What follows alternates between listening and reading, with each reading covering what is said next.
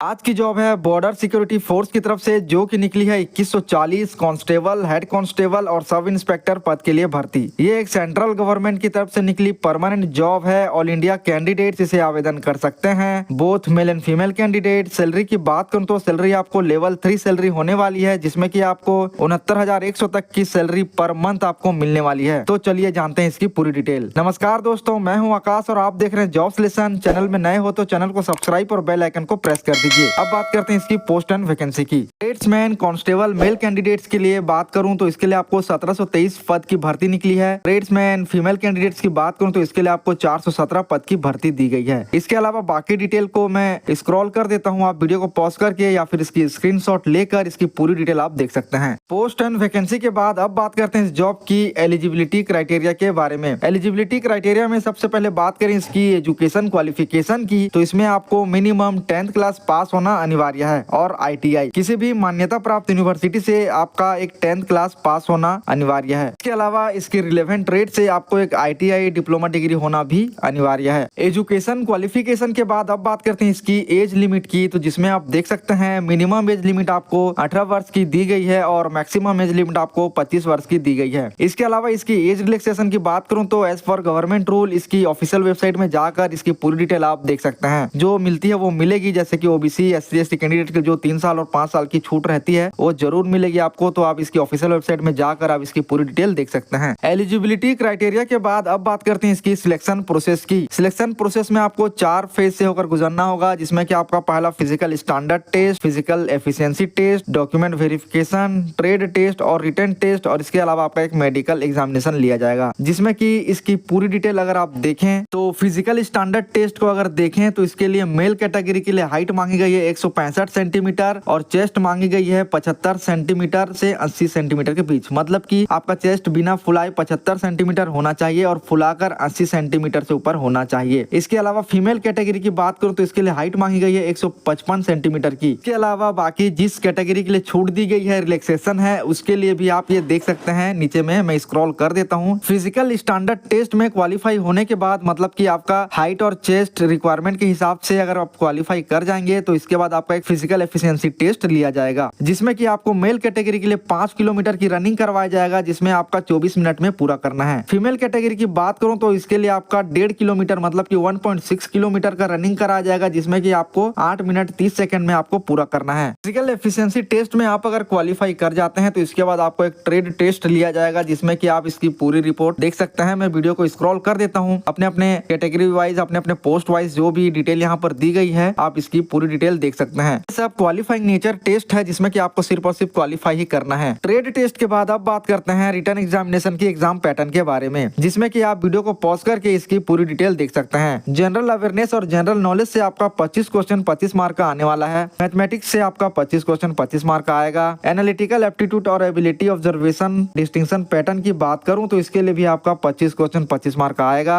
English और हिंदी से आपका 25 क्वेश्चन 25 मार्क का आएगा। टोटल आपका 100 मार्क का क्वेश्चन होने वाला है। 100 क्वेश्चन आपके आएंगे और समय आपका 2 घंटा दिया जाएगा। रिटन एग्जामिनेशन की एग्जाम पैटर्न के बाद अब बात करते हैं इसकी एग्जाम सिलेबस के बारे में, जिसमें कि मैं पूरी डिटेल को स्क्रॉल कर दूंगा। आप इसकी पूरी डिटेल जानने के लिए वीडियो को पॉज कर करके आप देख सकते हैं। तो सबसे पहले बात करें जनरल इंग्लिश की, तो आप इसकी पूरी डिटेल देख सकते हैं। इसके बाद रीजनिंग की बात करूं तो इसकी भी पूरी डिटेल आप देख सकते हैं। इसके बाद देख लीजिए इसकी मैथमेटिक्स की पूरी detail, general awareness, general Hindi. Exam syllabus के बाद आपके लिए एक बोनस ऑफर है, जिसमें कि आपको मैं बुक की पूरी डिटेल आपको दे दूंगा, कौन से सब्जेक्ट के लिए कौन से बुक आपका लगने वाली है, जिसमें कि आप वीडियो को पॉज करके इसकी पूरी डिटेल देख सकते हैं। जनरल इंटेलिजेंस एंड रीजनिंग के लिए आप देख सकते हैं। इसके अलावा इंग्लिश के लिए भी देख लीजिए, क्वांटिटेटिव एप्टीट्यूड के लिए देख लीजिए और आपका जनरल अवेयरनेस के लिए देख लीजिए। टोटल 4 अलग अलग सब्जेक्ट के लिए आपका कौन कौन सी बुक आपका लगने वाली है, इसकी पूरी डिटेल आप देख सकते हैं, कि आपको इस जॉब को क्वालिफाई करने के लिए बहुत ही आसानी होगी। इस जॉब की पूरी डिटेल जानने के बाद बात करते हैं इसकी एप्लीकेशन फीस के बारे में, जिसमें कि आप जनरल OBC के लिए 100 रुपए की फीस रखी गई है और SC ST के लिए किसी भी प्रकार का फीस यहाँ पर नहीं रखी गई है। पेमेंट मेथड की बात करूं तो ये ऑनलाइन होने वाला है, जिसमें कि आप debit credit card, net banking, UPI के माध्यम से इसकी पेमेंट कर सकते हैं। एप्लीकेशन फीस के बाद अब बात करते हैं इस जॉब के लिए कैसे आवेदन करना है। सबसे पहले आप इसकी ऑफिशियल वेबसाइट में जाएंगे। ऑफिशियल वेबसाइट में जाने के बाद आप इसकी होम पेज में सर्च करेंगे बीएसएफ ट्रेड्समैन रिक्रूटमेंट 2024, जिसमें कि आपको अप्लाई लिंक मिलेगा। अप्लाई लिंक में क्लिक करने के बाद आपका एप्लीकेशन फॉर्म ओपन हो जाएगा। एप्लीकेशन फॉर्म ओपन होने के बाद इसमें आपका